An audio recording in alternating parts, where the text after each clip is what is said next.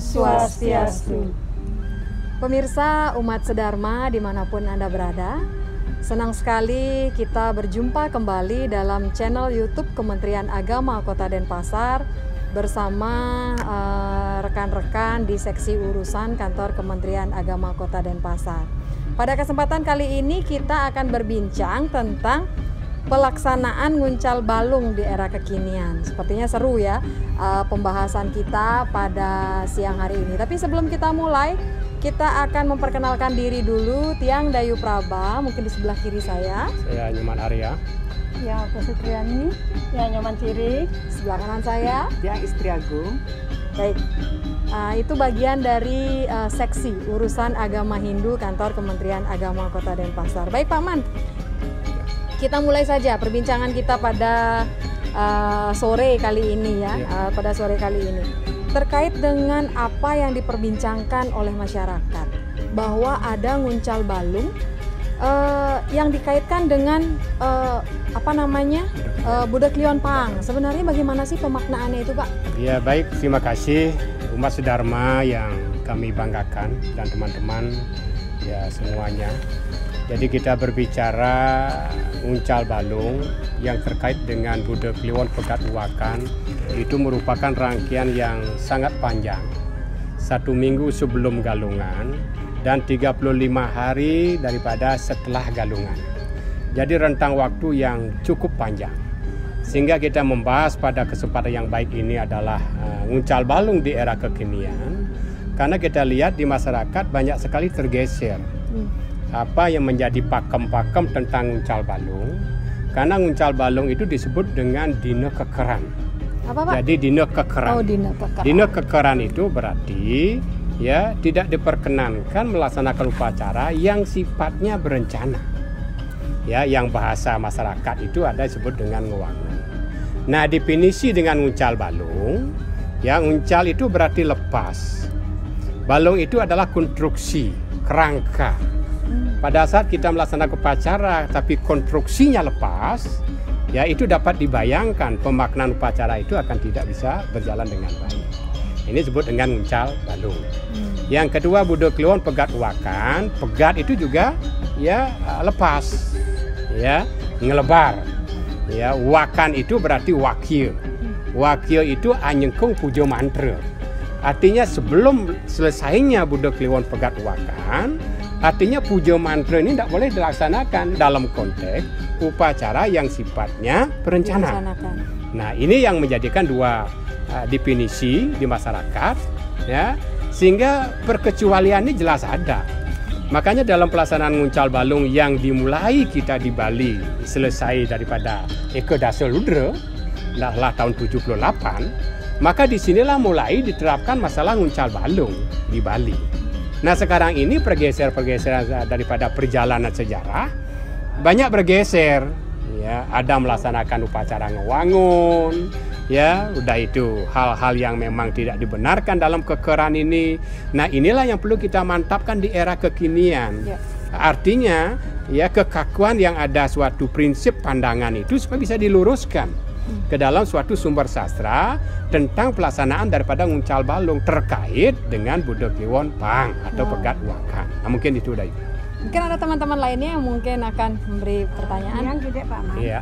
Wow, pemaknaan Pegat Uwakan nguncal balung yang mungkin saya takenan tiang, napi sana dapat kita tarik dalam pelaksanaan nguncal balung dan permainan suci Pegat Uwakan itu Pak Man. Iya. Baik, ya terima kasih Bu Jero. Nilai yang kita bisa tarik adalah ya, rentang waktu yang panjang. Sekarang adalah detik-detik daripada berakhir daripada apa yang kita bahas, kemenangan daripada Dharma. Evaluasinya kemenangan Dharma ini adalah bagaimana kita sedini mungkin bisa mempevaluasi dari rentang 35 hari menginjak Budak Kliwon Pegat Uwakan ini, apa nilai apa yang bisa kita tarik dalam nilai itu. Yang pertama, kita akan bisa mengalahkan Sang Kala Tiga untuk menjadi Sangyang Tiga Wisesa. Nah, artinya kala-kala yang ada, kalau sekarang ini kita masih berkecamuk ya di dalam pro kontra, di dalam suatu perbedaan pendapat yang sah-sah saja, Tetapi ini di dalam suatu konteks perbedaan ini kan meruncing ya kepada pembunuhan karakter, Ya. kepada merendahkan orang. Ya, ini berarti belum bisa mengalahkan Kala 3. Ya, bagaimana nilai-nilai yang dapat kita tarik supaya Kala 3 ini menjadi Sang Hyang Tiga Wisesa? Ya, Sang Hyang Tiga Wisesa itu siapa? Brahma, Wisnu, Iswara. Kalau sudah konsep Brahma, Wisnu, Iswara dengan Sang Hyang Tiga Wisesa ini, otomatis bisa nyomyo daripada Sang Kala 3. Disinilah letak nilai kemenangan yang bisa kita raih, ya, melalui daripada Buddha Kliwon Pegat Waka.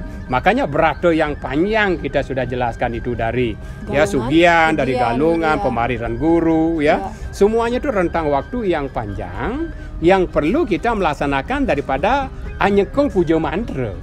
Ya, artinya kita mampu untuk mengendalikan diri dalam Sang Kala 3 ini, sehingga di dalam Pegat Waka ini baru kita bisa akan membuka pintu Pegat Warah. Di sanalah kita bisa memberikan pitekat-pitekat yang lazim disebut dengan Niwakin Padewasa.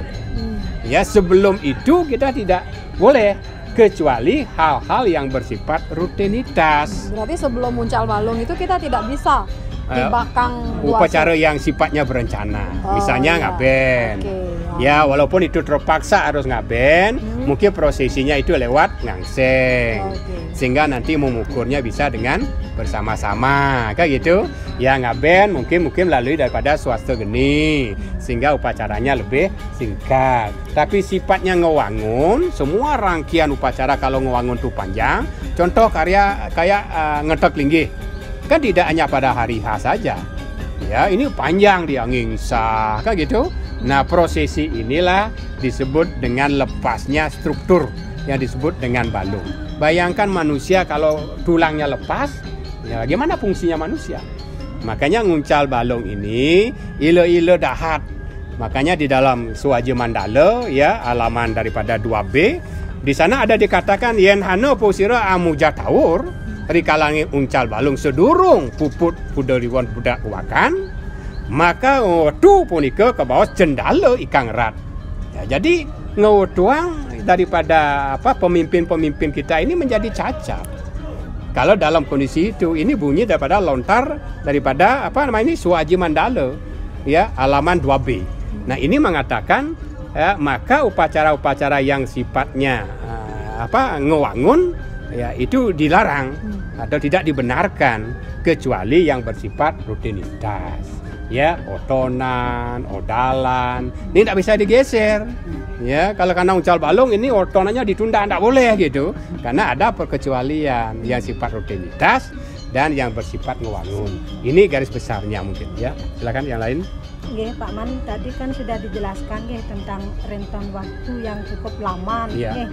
Uncal balung itu mulai dari Buddha Pon Sungsang sampai ke Buddha Kliwon Pegat Waka. Uncal balung itu. Kemudian kan kita sudah tahu tentang hal itu, tidak boleh kita melaksanakan hal-hal yang tidak dibenarkan seperti tadi disebutkan. Kemudian kenapa kok tidak boleh kita tapi wawinan tendados niwakang dua seayu, padahal kurun waktunya sangat lama dan menghitung hari itu 42 hari. Lama sekali. Iya, begini Buman. Ya, setiap itu dino, ya, pertemuan wariga, ada Pancawara, ada Pawukon. Itu memang ada sengker-sengker dewasa yang dia sampaikan tadi adalah dina kekeran.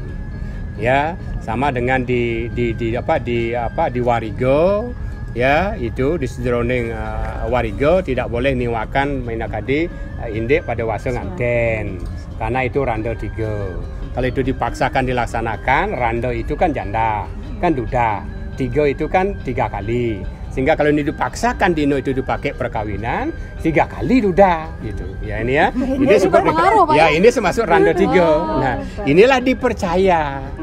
Ya, masalah hukumnya 3 kali 1 sama dengan 3 kan tidak bisa agama seperti itu. Ya, tetapi minimal dalam agama itu harus 3 kategori. Gejalanya ada pratyaksa ditemukan dengan agama pramana. Setelah ada di sastra ditemukan dengan pengkajian yang disebut dengan anumana. Makanya di sini pada wasa ini nemu wariga di perkawinan tidak boleh. kan gitu. Nah makanya hal-hal yang bersifat rutin yang kami sampaikan tadi, misalnya ngodalin kan tidak boleh ditunda, otonan tidak boleh. Kalau itu ditunda, ya anak ini akan menjadi diadiu, ya susah diatur. Ngecakin odalan juga tidak boleh, ya ini tetap dilaksanakan. Maka yang kami garis bawahi upacara yang sifatnya berencana. Di masyarakat bernama ngewangun, ngaben, ya perkawinan. Karena ini ke bawah dina keker, kacekung dia. Nah, makanya di dalam Nguncal Balung inilah kita sebenarnya dari dari masa Eka Dasa Ludra tahun 78 ya kita menghormati itu sampai sekarang ya. Kecuali hal-hal kalau memang ada perkawinan yang harus mendesak karena suatu kehamilan itu jalan, tapi upacaranya itu sebatas daripada biokawon. Oh gitu. Ya, ini ya Tanjung Sambo. Jadi ya. upacara ngaben besar itu nggak boleh, Pak? Nggak boleh, itu ngewangun namanya. Nah, makanya ngewangun itu ada rangkaian. Ya, misalnya ngaben dadakan kan tidak ada rangkaian. Sekarang meninggal, sekarang dilaksanakan ya minimal 3 hari gitu. Ya 4 hari laksanakan pengabenan. Ya dados. Kalau ngabennya sifatnya ngewangun kan berencana ini. Ya udah itu ya nembak toyoning kan prosesnya panjang ini. Panjang ini. Ini namanya ngewangun. Ya sama dengan karya ngetok lingge kan tidak bisa ya 3 hari 4 hari. Ya prosesinya panjang. Inilah ya tidak dibenarkan selama Nguncal Balung karena hari itu adalah lepasnya kerangka daripada kehidupan kita. Makanya disebut dengan Nguncal Balung. Setelah pegat wakan baru pegat lepas. Ya wakan wakil itu amujo mantra baru boleh melaksanakan daripada upacara yang lebih besar. Itu ininya poinnya ya. Yang nyambung balik dikit Pak Man. Ya. Tadi kan sudah dikatakan bahwa saat Nguncal Balung itu tidak boleh melakukan upacara yang bersifat terkait dengan berencana terkait dengan pendewasaan. Jadi yang saya tanyakan Riki, upacara napi kan yang dados kita laksanakan. Selain yang moton niko yang sifatnya rutinitas gitu. Ya begini, upacara kita itu ada 2, naimetike ada nitya. Kalau naimetike itu adalah sifatnya berencana, sewaktu-waktu, ya. Apapun yang jatuh daripada reraian itu yang sifatnya rutinitas itu tetap dibenarkan, ya. Tidak boleh kita tidak melaksanakan itu, ya. Kecuali ada hal-hal yang lain, cuntake itu kan lain, ya. Yang kedua, yang wajib dilaksanakan itu yang kami sampaikan tadi, ya. Salah satunya adalah upacara di otona, di odalan. Dan hal-hal yang memang bersifat emergensi, ya yang kami sampaikan tadi, perkawinan, ya yang tidak, udah hamil. Kalau ini dibiarkan karena ini Nguncal Balung, karena ini rentangnya panjang kayak, bisa lahir nanti, tidak ada pengakuan. Disinilah kita harus memahami kefleksibelan beragama. Jadi poinnya kalau sudah mencakup rangkaian, maka itu disebut dengan ngewangun. Ya panjang ini rangkaiannya. Ya kalau hal-hal yang sifatnya rutinitas, otonan itu kan tidak panjang.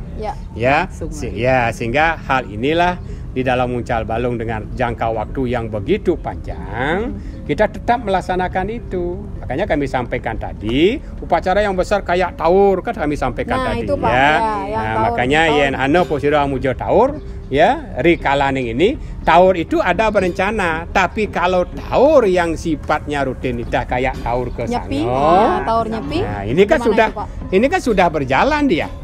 Ya sudah berjalan rutin. Dan sama kedudukannya dengan piodalan. Ya sama piodalan. Nah dulu kan pernah itu kita di Bali itu Nguncal Balung ini bertepatan dengan taur kesango. Iya ini ya. Makanya disinilah letaknya bagaimana kita merumuskan ya antara sasih dengan ukon. Ya kalau Nguncal Balung kan apa ukon? Ya kalau dia taur kesango kan sasih. Ya enggak ada taur kesango ukon, enggak ada. Ya sehingga datangnya setahun, sedangkan Nguncal Balung datangnya 6 bulan. Jadi Nguncal Balung dikalahkan oleh sasih. Berarti taur kesango yang jalan. Taur kesango yang jalan seperti itu. Nah, jadi ini letaknya kita harus ada klasifikasi sehingga kita tidak beragama itu ya membilang tidak boleh tapi tidak memberikan solusi. sama dengan Dayu sampaikan tadi, kehamilannya sudah 8 bulan. Kalau nggak Ya, diupacarai, ada upacarai ya. lahir. Kalau lahir anak berpinjat dia. ya betul. Ya, maka ngeletohin desa menjadi. Maka solusinya itu minimal yang sering di masyarakat itu adalah metanjung sambo. Ya. Nah, inilah sebenarnya yang ini pembiakawan, sehingga keletahan yang ada dari suami istri itu ya bisa diringankan untuk bisa bermasyarakat. Iya. Ya, ini yang kita ini jangan nanti dikunci Ya. karena ini masih uncal balung ya, enggak boleh ini gitu. Ya, enggak Ya. boleh kawin gitu. Padahal ini lagi sebulan Berarti udah. nggak boleh saklek nih Bu, Ya, nggak boleh saklek ya. kira-kira ya. Ya, tetapi Fleksibel. ke fleksibelan itu jangan membabi buta. Ya. Ya, membabi buta maksudnya itu boleh-boleh saja, jangan. Ya, tetapi ada kriteria yang kami sampaikan tadi, ada nitya, ada naimitike. Nitya rutin, naimitike sewaktu-waktu. Inilah yang kita garis bawahi di dalam uncal balung itu sebenarnya. Ya. Ya, mungkin dilanjutkan Ya. Bu Jero, kira-kira ada pertanyaan lagi nggak? Ya. Ini Pak Man, kan pertanyaan di teman-teman. Mungkin dia ada pertanyaan sumber sastranya Pak Man. Dari mana sumber sastra daripada pelaksanaan dari segi pegatuan nikah Pak Man? Nggih, semua Bu Jero ya. Suatu hal yang perlu kita beragama yang sering kita sampaikan itu harus ada pijakan sastra. Ya, sehingga kita berbicara agama itu akan ada suatu kepercayaan apabila kita ada dasar. Yang pertama itu adalah Suwaji Mandala pada halaman 2A. Di sana mempertegas tentang uncal balung termasuk pegat uwaka. Yang kedua ada yang disebut dalam melontar Sundari Gamo Sri Jaya Kusumo. Ya, adalah terkait dengan rangkaian galungan. Yang ketiga adalah Dewa Tatwa, itu adalah dari Betara Putran Jaya. Ya, itu adalah dina kekeran yang memang terkait dengan uncal balung dan pegat uwakan. Maka disinilah kita pelaksanaan daripada dasar sastra seperti itu. Maka prosesi yang terakhir dalam pegat uwakan ini jangan lupa untuk mencabut penjor. Nah, ini sering sekali penjor itu dipasang sampai rapuh, ya sehingga menyebabkan bahaya daripada orang yang di jalan. Ya, bapak-bapak biasanya memancangkan itu pada hari penampahan. Ya, di pegat uwakan ini sore hari ya dicabut. Ya, dengan cara menggoncang-goncangkan daripada penjor, karena hasil bumi Palo Bungkah yang ada di atas itu Palo Gantung, ya Mandaruntuh itu sebagai anugerah. Ya, tetapi dengan cara inilah nanti sudah barang itu didahului dengan prosesi upacara-upacara yang terkait dengan Budo Kliwon pegat uwaka. Makanya pijakan 3 sastra itulah yang memperkuat tentang pelaksanaan daripada uncal balung terkait dengan Budo Kliwon pegat uwaka.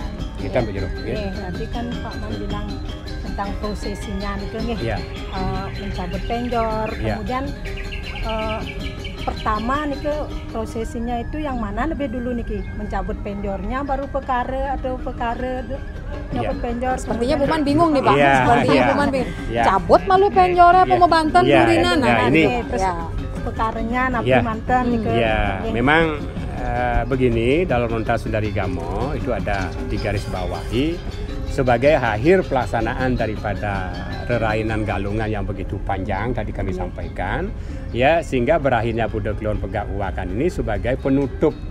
Ya, sehingga hanya mengaturkan sodo di pemerajan. Nah, tetapi di masing-masing sor pemerajan ini ada segehan. Ya, termasuk juga di Kemulan, ya, di Taksu, di Penunggun Karang, di Nata, ya. Yang jelas itu termasuk juga bahan-bahan yang sebagai uporengge, baik tamyang, endongan, itu semua dicabut. Ya, dikumpulkan termasuk sampian penjor. Ya, sebelum daripada kita membakar ini, ya, untuk mengambil abunya sebagai konsep daripada memelihara sarwo prani yang ada di kehidupan ini, abu ini ya ditanam kembali sebagai pupuk. Ya, pupuk kehidupan, bukan hanya pupuk pohon-pohonan. Makanya ditanam itu adalah di tengah natar dengan menggunakan daripada buka gading. Abunya masukkan ke sana ke buka gading, maka dibuatkan lubang di natar pekarangan, udah itu ditanam. sebelum membakar itu ingat, karena kita memohon kepada Sang Hyang Ageni suguhkan daripada segahan bara, ya, dengan ngelusur tirta daripada di Pemraja, karena itu adalah penelas galungan ketisen tirta sampian itu, nah, baru dibakar. Dibakarnya ini supaya ini berjenjang. Ya, karena pemerajanya gede, ya jeronya gede, grionya gede, ya otomatis sampiannya kan banyak. Jangan sekalian dibakar di nata gitu. Ya, kebakaran nanti. Dan nanti muncul berita gara-gara pegat uakan terjadi kebakaran. Nah, ini kacau nanti jadi. Ya, sehingga ini ditirtai semua, dibakarnya itu adalah secara bertahap. Ya, sedikit demi sedikit. Ya, setelah itu baru dipendam di pekarangan. Setelah itu dipendam, berakhirlah rangkaian daripada galungan nyampe kepada pegat uakan. Ini yang menjadi poin. Bu Manciri, kira-kira Bu Manciri? Segahan iket, segahan merah. Merah, hilingan nih ke Bu Man memakai baju barak, segahnya juga barak. Gitu. Segahan barak. Ya, siki ring-ringnya ring untuk pembakaran itu. Segah yang lain itu kan sudah ada itu. Ya, setiap kita ngatur nasodo, segahan. Jadi masing-masing itu, saya penunggu karang ya segar poleng, enggak biasa itu. Ya, jadi luar itulah konsepnya seperti itulah pelaksanaannya. Ya. Sepertinya Bu Gung ini belum puas, Bu Jero kayaknya belum puas, tapi waktu Bu, kita nggak bisa panjangin lagi, mungkin di lain kesempatan. Umat Sedharma, kita akan berbincang lagi terkait hal-hal yang kita lakukan, sebaik rutinitas ataupun berkala. Kita akan terus berbincang, mencari narasumber yang mumpuni seperti seperti hari ini. Dapat kita tarik kesimpulan bahwa upacara pegat uakan adalah upacara yang terakhir dalam rangkaian galungan. Setelah pegat uakan, kita bisa melaksanakan upacara yang bersifat ngewangun. Artinya upacara-upacara yang direncanakan. Tapi ketika menemui upacara-upacara yang harus dilaksanakan seperti yang dikatakan tadi, emergensi, harus dilaksanakan tapi dengan tatanan-tatanan fleksibilitas itu tadi. Kemudian setelah galungan tadi, segala perangkatnya, segala uparengganya kita bakar. Kita tanam di tengah natar dengan menggunakan segahan merah, dan setelah itu maka boleh nibakang duase. Mungkin seperti itu bisa ditarik kesimpulan. Baik, karena terbatasnya waktu, kami akhiri. Jangan lupa like, komen, dan subscribe. Jangan lupa juga disebarkan ke sosial media yang pemirsa punya, agar Kementerian Agama Kota Denpasar lebih semangat untuk berkarya. Kami akhiri dengan Parama Santi. Om Santi Santi Santi Om.